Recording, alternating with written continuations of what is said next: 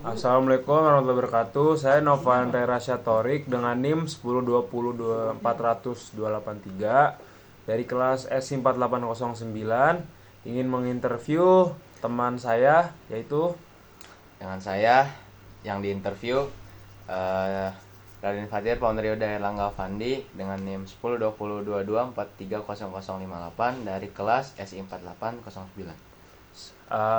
di sini pertanyaan pertama saya, menurut pengetahuan Anda nih, faktor apa sih yang dapat membuat seorang terkena pelecehan seksual sih? Faktor yang membuat pelecehan seksual terkena pelecehan Ya. seksual. Menurut saya sih faktor yang sangat mempengaruhi itu faktor lingkungan. Nah, itu faktor lingkungan dan juga sosial, faktor sosial. Benar. Nah, Sangat itu banget.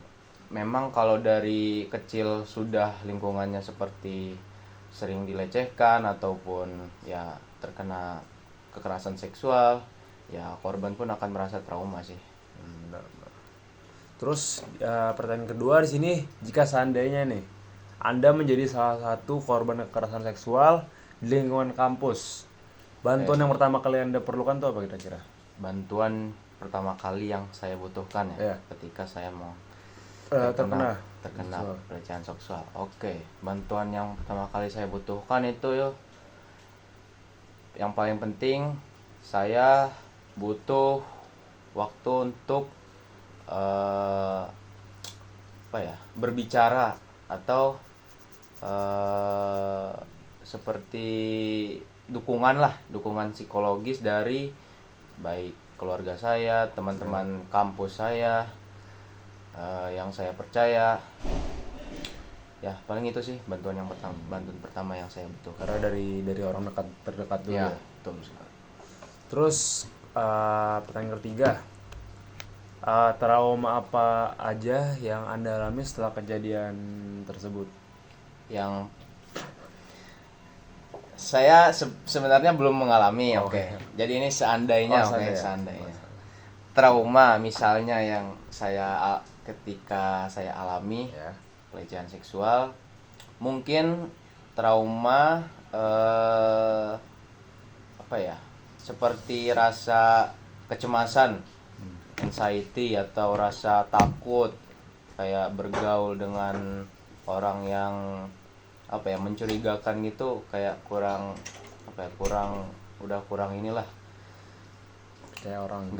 kurang percaya orang, trust issue mungkin ya. Terus saya jadi tidak percaya diri juga bisa ya.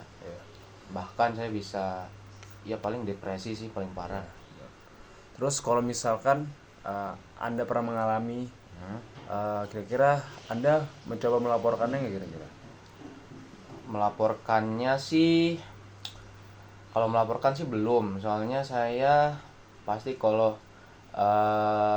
ada seandainya mengalami peristiwa tersebut, pastinya yang seperti saya bilang tadi, saya butuh dukungan psikologis baik dari orang terdekat saya.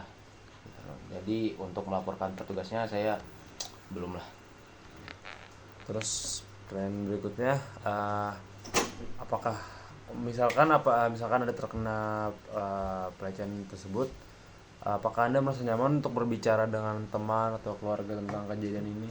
Ya, tentu saya merasa nyaman ketika berbicara tentang masalah, apalagi tentang masalah pelecehan seksual yang udah bisa memengaruhi psikologis seseorang yang udah parah banget lah.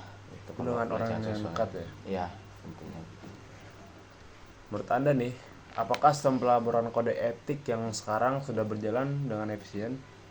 Menurut saya sih pelaporan kode etik ini masih terbilang kurang sih. Soalnya ya biasanya kalau orang yang mencari perlindungan gitu kan, dia membutuhkan secepatnya gitu. Nah, pelaporan kode etik ini biasanya bukan mengalami sih, seperti lebih ke bukan telat sih, lambat dalam menangani peristiwa ya gitu. Terus kalau iya nih ya, Ya. Apa yang bisa diperbaiki dari pelaporan ini nih agar lebih efisien? Kalau misalkan tidak, apa yang seharusnya diperbaiki? Yang seharusnya diperbaiki ya, itu yang pertama pastinya penanganan yang lebih cepat. Benar. Oke, itu pokoknya yang paling pertama itu paling penting. Terus yang kedua, penanganan yang lebih aman gitu, memastikan kerahasiaan identitas pelapor ya? personal gitu dari pelapor Ya. ketika melaporkan kejadian tersebut ya tetap terjaga aman gitu. Terus pemulihan seperti apa sih yang Anda butuhkan setelah mendapatkan rasa trauma tersebut? Oke. Ini masih seandainya Iya, jika seandainya terjadi ya. terkena ya. Oke. Pemulihan. Ya. Pemulihan yang saya butuhkan itu pastinya seperti bergaul dengan lingkungan yang sehat, terus apa ya, memiliki aktivitas yang mendukung diri sendiri untuk apa ya, lebih Terlepas dari lebih- trauma ya, itu. buat melupakan trauma sih. Bukan melupakan sih, lebih ke meredam lah. Iya. Kalau melupakan sih Nggak bisa, susah ya, susah, susah. ya. Pasti trauma tuh susah. Terus apakah ada momen tertentu yang membuat Anda merasa lebih kuat untuk memulai bangkit dari trauma ini? Pasti bakal ada momen tertentu. Soalnya ya apalagi dengan dukungan dari orang-orang terdekat saya, nantinya akan ya pasti saya bakal lebih jadi kuat, bangkit dari trauma. Terus ya inilah,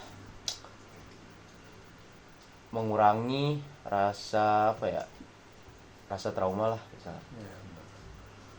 Apa yang Anda ingin sampaikan untuk korban lainnya yang masih merasa takut untuk berbicara di luar sana? Oke, untuk korban pelecehan seksual yang lainnya ya, Ya. menurut saya yang pastinya Anda ini tidak sendiri. Anda mempunyai orang terdekat, maupun itu keluarga Anda, teman Anda, teman terdekat, sahabat, apalagi saudara. Pokoknya Anda jangan takut untuk cerita ke mereka. Buat diri Anda merasa nyaman di sekitar mereka.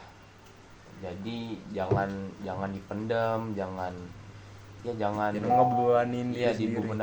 jadi ngebebanin diri sendiri tuh janganlah. Ya, berat. Anda nanti bisa depresi, apalagi mungkin ada yang sampai bunuh diri. Iya, tuh Itu bahaya. paling parah tuh, bahaya banget. Nah, jadi kuncinya sih bicara kepada orang yang terdekat. Terima kasih dari Saudara Fatir untuk bisa sama-sama. meluangkan waktunya untuk diinterview di narasumber. Terima kasih.